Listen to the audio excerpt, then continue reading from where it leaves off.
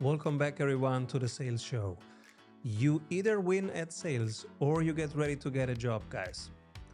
This is the hard truth of 2026. It was always like that, but it's a little bit more accentuated right now, or at least it feels kind of vital to have a good, solid pipeline, more opportunities than you actually need, so that you can say yes and no to people, to projects, to places. That's why I'm inviting all the experts who can help us on this. Today it's about outbound sales and outbound campaigns. And I have asked today Mohan Muthu to help us with outbound campaigns. Welcome, Mohan. Thanks for having me, Simon. Really glad to be on the show. It's 2026. What Mhm. works in outbound and what doesn't? Great question. I think that a lot has changed, and at the same time, a lot hasn't changed. So just a little bit about myself. So I run an agency, Spring Drive, based in the UK, and we do essentially what we describe as resonance-led GTM engineering, which is using sort of modern techniques. AI is included in that, not all of that though, to run outbound, particularly around cold email, LinkedIn, calling as well to draw a pipeline for B2B companies. So, I mean, look, I think and by the way, anyone can check us out at springdrive.co as well. But to answer your question around what's changed, I think that um, what's really changed, I think, is the advance in AI is really the big thing at the moment. But I think what's probably most important for businesses to be thinking about is not so much that the AI itself is creating a huge shift, it's more the perception around the AI that's creating the shift. So, for example, at the moment, a lot more people are doing things like AI outreach because it's just easier to do because of the AI. Doesn't necessarily mean that the quality or what you need to be saying is particularly different because of AI, but it's shifted market perception around messaging, particularly in digital format as well. And then the other thing that's really important to consider is that fundamentally, and I think this is what a lot of businesses actually miss because of trend hype and all that kind of stuff, is that a lot of the fundamentals have not changed in terms of why would prospects resonate with something that you tell them over, let's say, an email or a message. And that's fundamental. That concept is fundamental to how do you get people to come and meet with you and be interested in your services, your product, whatever it is that you're selling. What works better for your clients right now? Cold emails, LinkedIn messages, something else completely? Yeah, that's a really good question. I think that it's so ICP specific. To give you an example, if we have a client who is reaching out to, let's say, primarily like massive enterprise companies, we know that enterprise companies will often have certain security systems in place with their ESPs, which basically means that they will have things like Barracuda, Proofpoint. It makes cold email trickier at that level. On the other hand, for example, getting on the phones to enterprise can be really, really effective. Um, some markets, for example, a client who reaches out to local businesses, like their ICP just isn't responding on LinkedIn. They're not active there, right? So it's very ICP specific, but I think in a relatively simple way, which is number one, are they active on that channel? This is actually, I think, why, if you look at it from a broad perspective, email tends to be the most effective in terms of just like ICP. If I were to pick any ICP and I couldn't see what they were, which would I go with? Probably email, just because everyone checks their email, right? Um, so I think, yeah, so it depends basically on the ICP of the client. Recent experiences were that on X, of all places, you can Mm, talk directly to CEOs. Like you could talk yeah. directly to Michael Dell, to Elon Musk, to Hmm. presidents of countries, and to the CEO of Shopify. Toby Lutke is there. And while on Mm, LinkedIn, it's usually our teams and our assistants who answer those questions because it's not really us being on LinkedIn in those DMs, but on X it seems to really be the CEO. Is that something that's relevant to your clients? that's a really good question, actually. So I would say yes and no, which is that um, I think because X is a lot more conversational, it is a lot more like, someone thinks of something and they want to tweet it, and it's like a thought that goes out there. So you're more likely, as you correctly point out, let's say a founder or a CEO, to want to run that themselves, right? Whereas LinkedIn, it's a bit more structured, like we want to talk about this thought leadership kind of stuff. So you might have someone else doing that.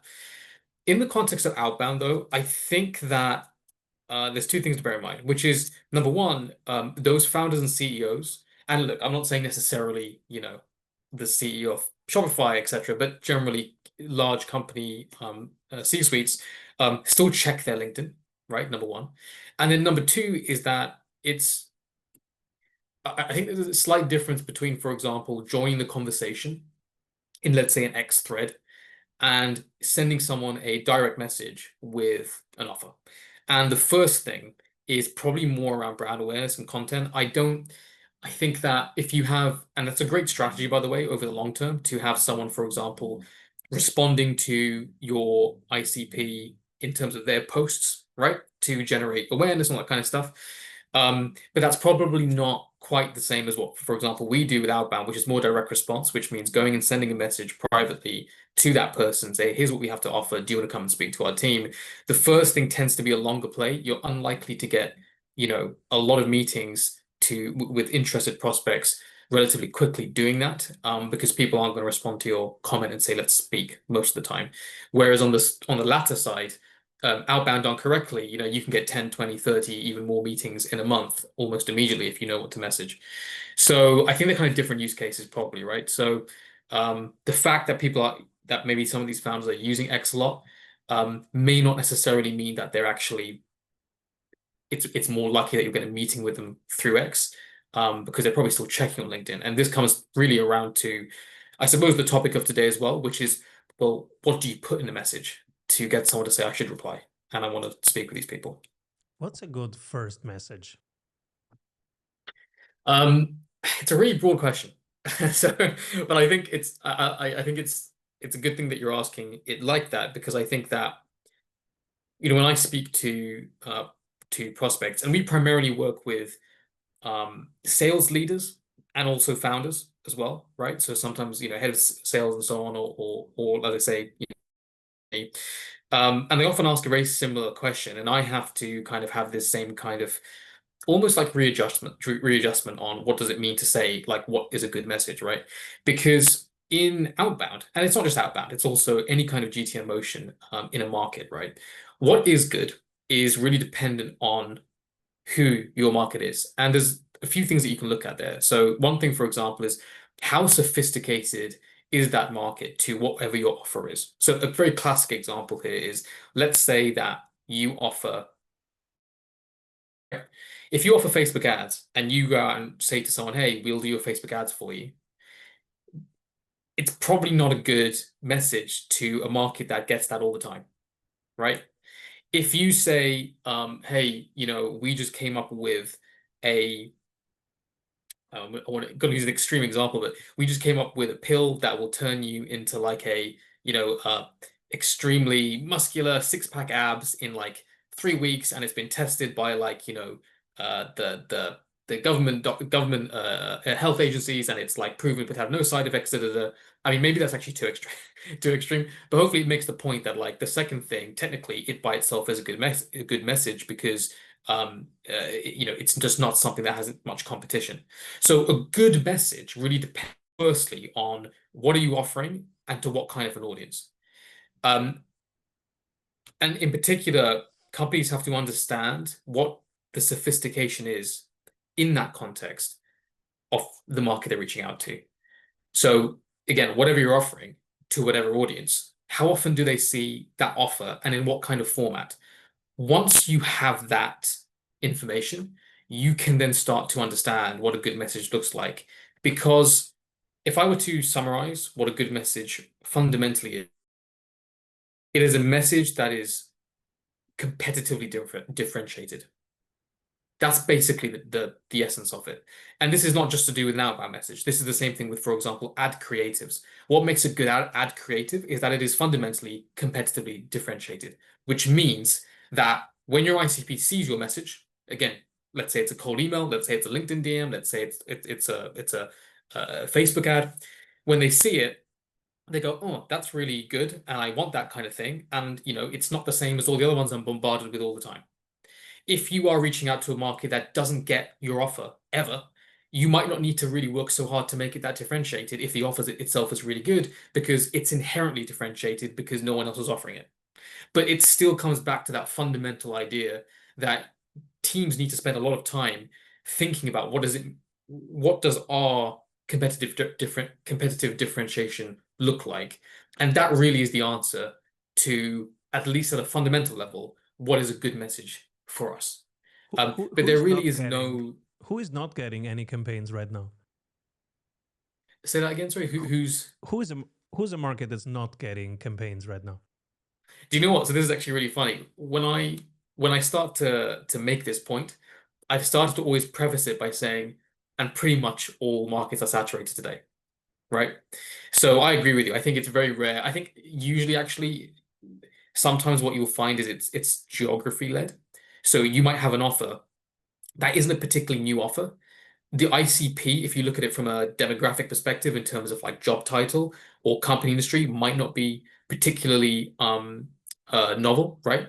But it might be that a company is reaching out to those people in like, I don't know, some country that basically doesn't get a lot of outbound, right? So if you take the US, the UK, Germany, France, these kind of countries, like they get a lot of messaging because that's where a lot of the markets are for a lot of companies. You're gonna have a difficult time there without thinking about this competitive differentiation.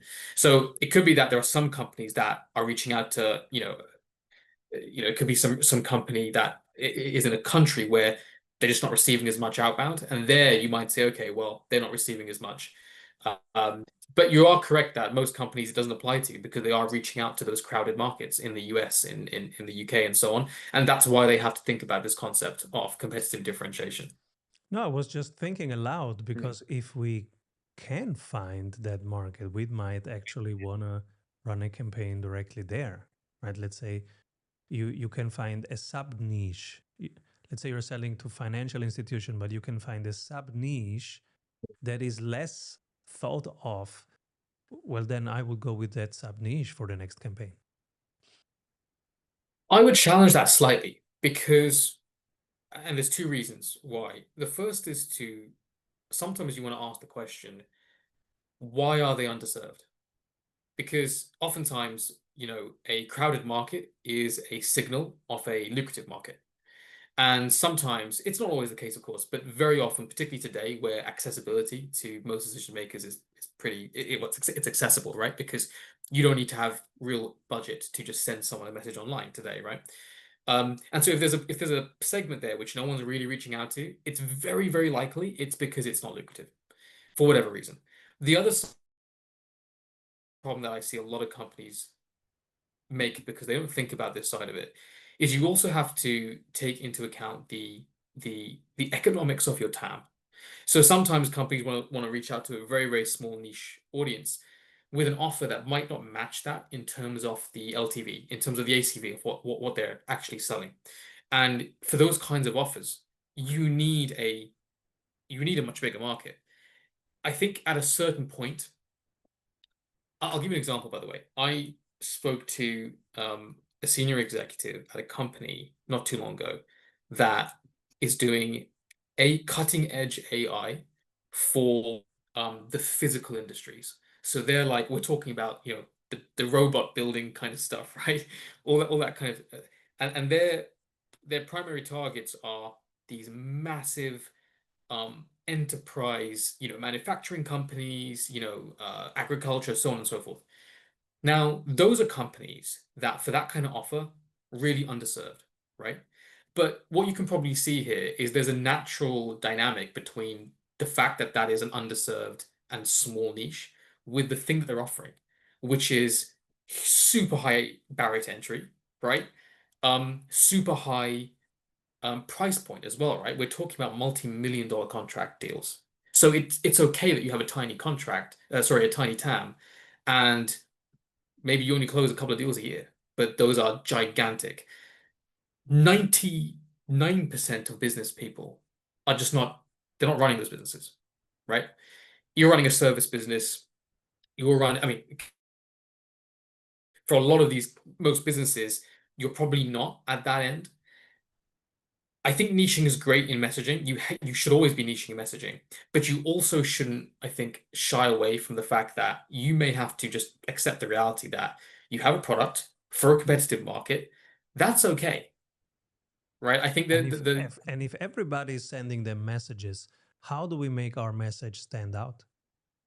exactly right. So you don't want to shy away from that, but the question then becomes exactly what you just said. So this depends on the kind of product or service you have. Um, I think what I would say, generally speaking, is if you're doing, for example, a results-based service, so this applies to all those sort of marketing agencies, recruitment, this kind of stuff, it's pretty much about your case studies, your results. Ultimately, what a prospect wants when they get a message about any kind of offer is they want what I would describe as a proxy to the value. And what that basically means is how fast can I feel the value of what you do before I have to make a decision about giving you my time? So in a results-based service, so for example, let's say what I do, which is offering a service to generate a pipeline. Let's say it's a recruiting company, hiring people for your business. It could be website design, all these kinds of things. Actually, website design might be actually not the best example, but these kinds of things, right? Um, the thing that they care about, it's not really who I am. It's not really the tech that I use. They may say they're interested in that, but they're not. What they're really interested in is, am I getting results?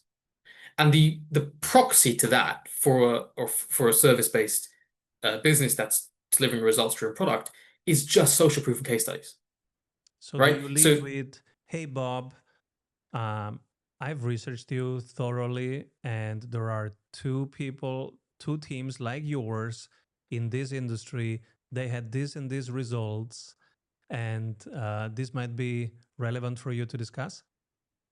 not quite, but let me come back to. In fact, let's maybe come to the copy a little bit later. It's I think really important to distinguish between messaging strategy and then copy, right? But fundamentally, in and just to use this as a first example, in a results-based thingy offer, it's about the case studies, excuse me, because that's what the is going to be able to see as quickly as possible. Do I think I'm going to get results here? Take a different example. Take an example where someone offers, let's say, blog writing as a service. Now, in blog writing as a service, right, they want to know if you can write a good article, essentially, right? I'm taking the SEO element out of this. Let's just say it's blog writing, right? Now, in that example, and I've had this before, and I responded to the guy and said this. They messaged me and said, hey, like we write these amazing blogs. We've done all this cool work. Do you want to come on a call and we'll talk about how, do it? The proxy for me to see if they're any good, right, is Show me an send article. me a blog article, Yeah. right? So for me, if they had just sent me an example of an article and I thought it was good and I wanted the service, they'd have my time. But Mhm. because they were trying to be creative, well, it's good to be creative, but they were trying to be clever and trying to say, oh, we're really good. Da, da, da. They completely missed the concept that what any prospect really wants to see is the proxy to the value. I'll give you one last example. Let's say you're a SaaS company let's say you're doing a CRM SaaS company, right? The proxy to the value, and this is obviously highly dependent on whatever the industry is and the market competition, etc., which every company should have a strong understanding of before they go out into the market. But as an example, the proxy is going to be things like, well, what do you integrate with? Or, what's your price point? Da, da, da, da. Some of those things, for example, Can let's Claude say, Code not do it? yeah, right. Yeah, exactly. There's all that stuff as well, right? And that comes to a second point that we can touch on as well. But so the idea is that, if you're building a SaaS company, you need to ask yourself the question, what does my prospect actually care about here? And most likely, it's not going to be look at the fancy UI of this CRM or, look at how smooth we can go from X to, right? It's going to be something like, well, look, do you integrate with these three things? Do you have this functionality? Because I currently use X CRM and they don't have that, and I would like that. And if you have these things, just tell me that. Just say to me, hey, you use this CRM, which I'm aware doesn't have this feature. this feature is really important to you because of ABC. We have this feature. Do you want to see it? Messaging is not complex from the perspective of what you actually need to write. It's more about say. And once you understand that, the copywriting kind of writes itself. A lot of teams spend too much time thinking of clever copy, and they need to spend more time asking themselves, what does my prospect actually care about? What message can I put out there, therefore, that's going to be competitively differentiated and close that proxy to value for them so that they say, you know what, let's jump on a call, let's have a look at this properly because I want to consider it. So, so it's going to be dependent on what you and in particular, and I keep emphasizing this because most companies seem, well, not most companies, but a lot of companies do seem to miss this, is it's dependent on the market landscape in which your offer exists. So as you rightly put out, as you rightly mentioned there, right? You know, can you do it in Claude? It's a great question that you asked because really what you're asking there is for the prospect, they are thinking always in their mind, what are my alternatives to this offer in Yeah. front of me? And very often, the alternative they're thinking about isn't like your competitor agency or your competitor SaaS thingy. It's the status quo, or what can I do In-house or myself? doing What nothing. can we do Yeah. in-house? Exactly, right? What can the So intern do? what can, what can the intern do exactly, right? For a tenth of the price, right? That's what they're comparing it to. So those are the questions generate pipeline that a company needs to sit down and get really, really dialed in on so that they can then put together a message that does these things in the right way. I love that. So, proxy for value, lead with that, right? Think about your proxy for value. If you're listening to this right now, jot it down. What is your proxy for value? That's gold. So, now the strategy is proxy, immediately showing the value. What's the next step then to get to copy? So I think, yeah, so proxy to value is a core concept. There's actually so much really that we can go through here, specificity, pop theory, lead magnet tenants. There's a lot of stuff to think about, right? I think the broad thing that I want listeners to walk away with today, I suppose, is the idea that you have to really sit down and think about how do I create this competitive differentiation? How do I create, for example, a message that, had that proxy to the value, et cetera, et cetera, and not do what I know is the trend right now, which is how can we automate all of this with AI? How can we use signal data to force an uncompetitive offer? So this is probably what I see more often than anything, particularly with sales teams, which is they'll take an offer which isn't working. People aren't really responding enough or much at all, or they respond, but they're not really coming down the pipeline because it's not that interesting to them. And then they say, well, if we just try and find some signals and slap them on this message, then suddenly we're going to generate pipeline. Using signals for an uncompetitive offer will get you a few deals here and there, but it will not create sustainable pipeline month on month that's going to generate scalable revenue. It's really important that companies can think about competitive offers that work cold, and then signals can amplify that even more. And so all the thinking really needs to be on this first side, which is things like proxy to value. Another example, by the way, which is really important, it ties directly into this, right, is what is your front end offer? So one, we hear this quite a lot, is companies will often say, well, we know this works because we're already selling a lot of it. So I want you to run this on cold email. And then I'll ask them, when you say it's working, where are those deals coming from? And they'll say, well, we get a lot of inbound traffic. I can't stress enough. Inbound prospects are entirely different set of prospect types to cold prospects. The offer that you have that works on warm, if it's not adjusted for, likely won't work. It can work, but it likely won't work because they're just very, very different, right? There's a difference in, They in don't the trust you trust and yet, so on. right? You have no credibility. Exactly. And I think a lot of companies shy away from that, or because they kind of say, well, oh, well, that means that cold prospects are harder to close, so it means it's not a good channel. You're absolutely right. Cold prospects are harder to close.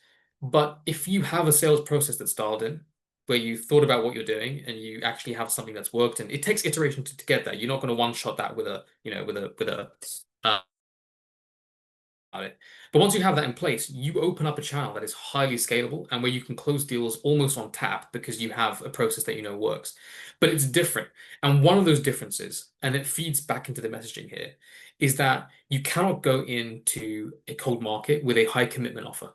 So a classic example of this is, on a warm lead, they might come in, you might have like a high priced retainer deal, right? And very many warm leads will say, yeah, let's do it, right? Because they know you. They've maybe been following your content, right? They've decided now, I really want to work with this person. That's why I've selected them to go and meet with.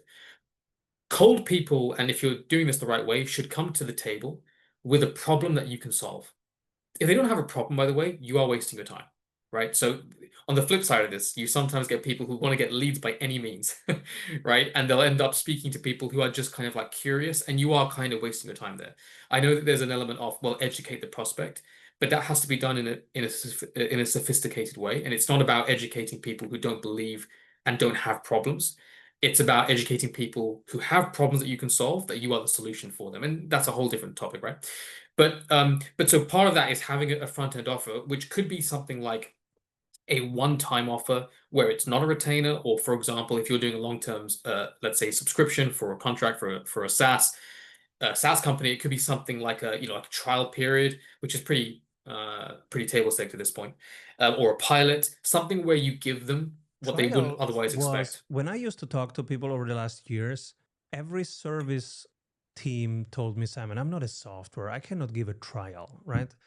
Think of me like McKinsey. McKinsey Mm. would never give a trial, right? And I said, Yeah, well, but that's exactly why you should do it. Because we buy software a lot. And so as a buyer, you actually expect to try it on for size, especially if it's expensive. And if you go to a grocery store, you try the new cheese before you buy it. right. We all do. So it's a kind of a natural buying expectations that we can try out stuff. And I was really, really asking everybody to think twice if it's not possible to give a free trial. And they were, no, it's not possible. And I said, okay, guys, I'm going to show you. I'm going to rebuild my website. We are McKinsey style, expensive consulting, which never has a free trial historically. We will be the first one to build it. And then last year, we we did it. So now everybody can come in 7 days free trial. Even if you think you cannot give a free trial, think twice. Maybe there is a way. I think also, I think it's a really good point. I think it doesn't have to be a free trial, by the way. It just has to it has to disarm the commitment issue that basically cold prospects will tend to have. And so an example of this, by the way, could be that you don't have a free trial, but rather than saying, okay, you got to sign to a 12-month contract, for example, let's say a lot of SaaS enterprises will have that kind of a business model, offering something like, well, you can pay this one-off fee for a 3-month pilot with us on the product, and we will onboard you and integrate it with your systems for you, etc., etc., etc. So free trial is one example, but it can be any version of a low commitment offer. Again, it doesn't have to be that you're not getting cash up front. And actually, sometimes that's a good thing that you want to do because you want that sort of commitment. But the idea is that this thought process of, well, how should we amend our core offer to a front end offer? Or sorry, how should we create a front end offer that will convert cold prospects so that we can then sell them on our core thing after that? A lot of companies that I speak to just don't think about. And I think part of it is because it's an operational concern as well.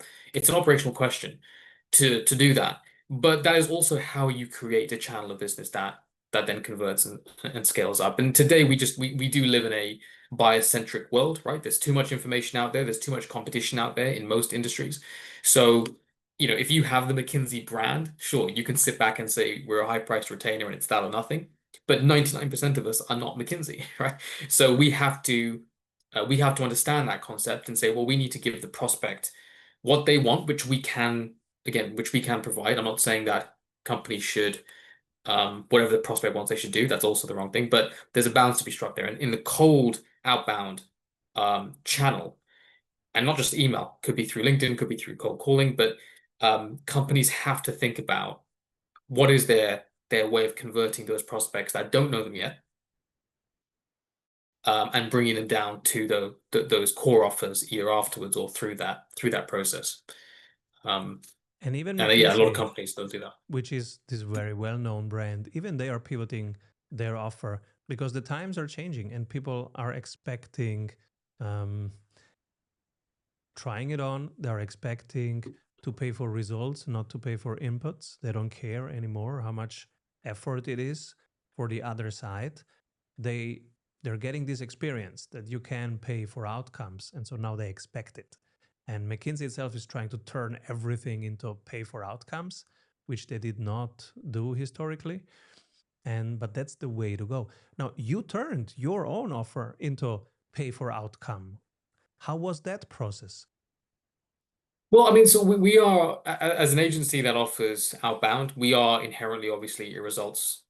It's a performance driven offer just inherently in terms of what it is, right? So we've always been a company that is doing that. So we haven't really, I mean, we do it sometimes, but we don't really sell like just infrastructure or results. And so for us, I guess it's slightly different because it's just inherent in what we do. And I don't think necessarily it has to be about output per se. It's more just about the way in which cold prospects come to the table when they've got a problem, but they don't know you yet. And look, hey, I've got tons of meetings. You brought me here, and having something that's really high commitment at that stage is more likely to not. It's just not going to close at scale versus something where it's like, look, hey, I've got a massive cake here, right? It's gigantic. I don't know how hungry you are just yet. You got to have the whole cake or nothing, right? And they're gonna probably be like, "Look, I'm fine. I'll come back another time." But if you say, "Look, here's a little slice. Do you want to try it? It's a tenth of the price. You can just have it now. Let me know how you like it." And you do that, and then they're more likely to say, "Well, actually, now I really do want that cake. Let's talk about it, right?" So Mm-hmm. that's kind of I think the process. And in terms of the messaging side, this really just feeds back into how you're thinking about the top of funnel as well. Because again, like, it doesn't mean you don't want to you don't want to have sort of race to the bottom kind of thinking here, and you see this a lot with agencies, particularly who go out there and sort of say, well, we'll get you everything you want, or Mm-hmm. you don't pay. And then I think I even saw some of these agencies, I think a lot of the youngsters do it, where they say, well, if we don't get your results, like, we pay you or something like that. But that hurts your credibility, right? Because agency who actually knows what they're doing is going to offer that, right? So there's balances to be struck, but the Yeah. idea is that, and it applies to, as I say, to the SaaS companies as well, is thinking about how can you start conversations, right? You're not trying to sell at top of funnel. You're trying to start relevant conversations and then find out through that process who has a pain that we can solve. And so that's where things like lead magnets become really important, right? And there are certain tenets there. I think most people think of lead magnets as PDFs and white papers and, oh, we have a demo video. And usually, to be honest with you, today they just don't work because they're saturated. People just hear it too often. Again, by the way, you probably noticed in what I'm talking about, everything comes back fundamentally to competitive differentiation. Everything, right? It used to So, be quizzes all the time and PDFs all the time. So what's the lead yeah, magnet that actually works? I think I would say there's two elements to it. So the first thing is you've got to offer them something which they cannot reasonably expect to get themselves. So an example would be, if you've got a SaaS that, could be something like let's say it's some kind of marketing SaaS that helps you, automate your ads, for example, right? A PDF of, how to get the best out of your ad budget, or, 12 ways to increase your, they can just Google that, right? There's nothing, right? And a lot of, or a white paper, which is like, ad benchmarks for 2026. Like, you're not generating real interest there. You're Mm-hmm. not competitively differentiating yourself there. Demo videos are kind of in the middle somewhat, but demo videos are, they're sort of self-serving in the sense that the only reason you'd be interested in a demo video is if the thing that you said the video is about has already interested me. Mm-hmm. So the question of, like, have you generated their interest isn't done with the demo video. So with a lead magnet, we're really asking the question, can you offer them something which they just can't expect to get anywhere else? And oftentimes it's going to be some version of what you do, right? Or what your offer relates to that you can provide them over a meeting. And it's also how you drive them down the funnel. It's what we would call a pipeline offer. So an example we did for a client, they did Facebook ads. and they had a Facebook ads SaaS arm to it as well. And basically, what we said was we tried a bunch of, hey, do you want to see these tips on how to improve your Facebook ads, etc. And then we basically said to them, look, um, we can, and we had little. This was late 24, so it was kind of, well, AI was still obviously everywhere, but not quite as sophisticated, right? But we built this little thing where we could put their website into it, and it would create a Facebook ad creative based on their most whatever offer was on their website. This was going out to local businesses, by the way. And so we reached out to them and we were like, hey, we are a top ads agency, social proof, social proof, social proof. We can make a creative for your ads and just email it to you now. Do you want it? And suddenly, like, leads just start flying in the door. Because an agency that knows what they're doing, and you're going to just give me a creative custom to my company right now that I can just throw into my own ads, like, give it to me. And when those guys were responding saying yes, we knew that was a signal that they are interested in running ads and running them better than they currently are doing it, because the messaging that we had there was, look, if you're struggling, and then obviously that's, bring them down. But that's the kind of lead magnet, which is, I would have been very surprised if at that time there were competitors doing the same thing. Most people were offering, a free audit, right? Hmm. The kinds of My things that people hear quiz. every day. Exactly. So that creativity is what companies need to get into. And I think what's difficult today is the trend is really around AI, but AI does not solve those problems. AI can help you execute on those problems, but you need someone experienced to be thinking about that strategy and that creativity. That's really where people are going to find their competitive differentiation. And then AI can help systemize and do things faster and quicker and so on. And there's a huge amount of things to be thinking about there. But I would really, I know that we only have a few minutes left, but I would really encourage companies to be thinking deeply about this idea about competitive differentiation, and not as an afterthought, not as, okay, let's make ours a little bit cheaper or let's add a discount. That's not competitive differentiation, right? You've got to really sit there and think about, what do our competitors get a lot? What's our unique mechanism, right? How are we being more specific in a way that our competitors aren't, right? How do we match our social proof, which you can do now with tools, and have been able to for a while with tools like Clay and so on. So that's really how you do that. And then after you've done all of that, actually most people will find that the copy comes quite easily. But that's, I think, the part that is where you really need expertise. We owe one thing to the audience, which is what is a first good message? Okay, first good message, I'll say, I'm going to say something controversial, and and which will probably be quite annoying for me to say.